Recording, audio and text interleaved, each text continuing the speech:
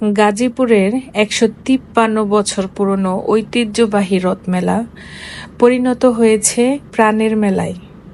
আসসালামু আলাইকুম সবাইকে, কেমন আছেন সবাই? আশা করি সবাই ভালো আছেন।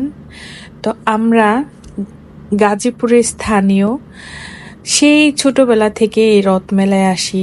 কত স্মৃতি এই রথমেলার সাথে, বাবার সাথে, দাদির সাথে, মায়ের সাথে, ফুপুর সাথে কতবার যে এই রথমেলায় এসেছি, কত ধরনের খাবার খেয়েছি। এই যে চিনির মিষ্টিগুলো, এগুলো তো মানে এই রথমেলা থেকে আমাদের সব সময় খাওয়া হয়েছে।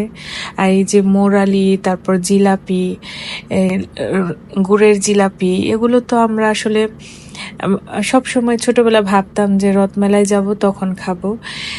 আর আমার মেয়েকে দেখেন, এই যে কত কিছু খাচ্ছে। তো আমরা তো ছোটবেলায় আসছি, এখন